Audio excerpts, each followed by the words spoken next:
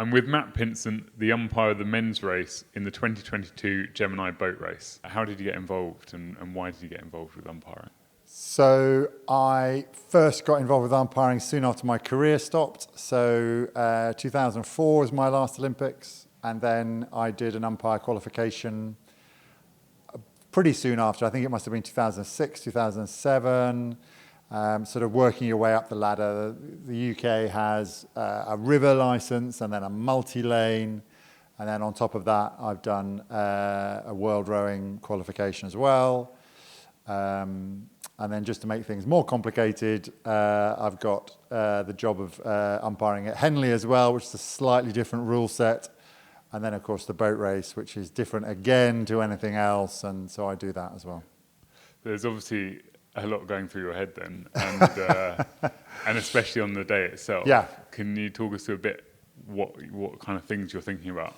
So the boat race is a very complicated rowing race because it's pretty much free form. There aren't lanes, there aren't really distance markers.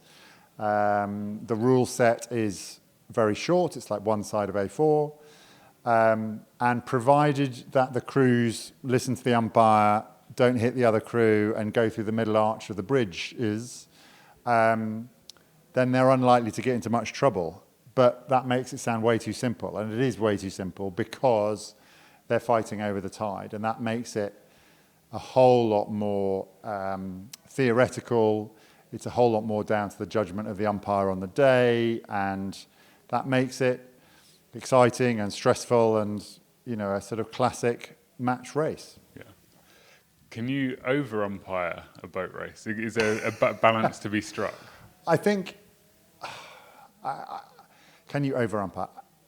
I think there is a temptation that you can over-warn or you can get involved too much. And the rules are quite clear that you can only warn a crew if you think that they're going to hit the other crew. Or, for safety reasons, something else where you think the crews are going to endanger themselves. But that's sort of very esoteric. The more classic definition of a warning is you are warning them because you're worried that they are physically going to hit the other crew. And there's lots of things that you can be unhappy with that they can get up to, but they're not going to hit each other. And so at that moment, you have to stay quiet. And that adds to the pressure and adds to the, you're doing a lot of thinking and perhaps not very much talking relatively. And even on a one-sided race, what might be a one-sided race where the crews are sort of take up a line ahead formation, there's still lots of thinking to be doing about, right, what happens if, and are they on the right station, and are they on the right tide, and if this crew closes the gap, and all that sort of thing. So it is very involved, and there's you end up at the end of the course sort of mentally exhausted, not physically exhausted the way the crews are, but it takes a huge amount of concentration for 17, 18 minutes because things can happen very quickly.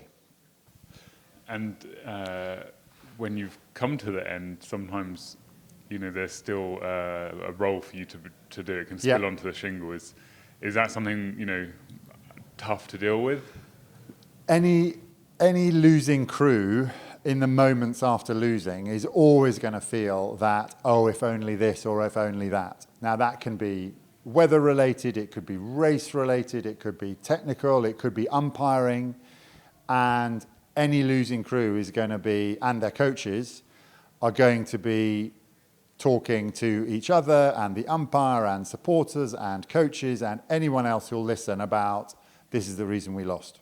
There are very few boat race crews that lose, and I've been part of one, that lose and get to the far end and go, yeah, well, that was a fair result. There will always be an axe to grind. And in occasion, that comes in the direction of the umpire, and that's fine. I wouldn't expect anything less. These guys train hard for months on end for one race, and if it goes wrong, then it's not very comfortable. I know that. There's clearly a lot of pressure on the athletes because of that training. There's also a lot of pressure on you as an umpire. Yeah. Do you feel that? I definitely think it's a more pressured environment, definitely. But we have tried in the last 2 decades now to sort of standardise the role of the officials, to uniformly become better and more consistent at umpiring, whether it's fixtures, trial eights, on boat race day itself, whether it's setting the stake boats, actually conducting the race. So the crews have got a right to expect, as far as possible, that it doesn't matter who's going to umpire the race, it'll be consistently done. But there are still a lot of variables, and we've seen that in the boat race. The clashing, the outside influences, the weather, the river, the tide, the coxing.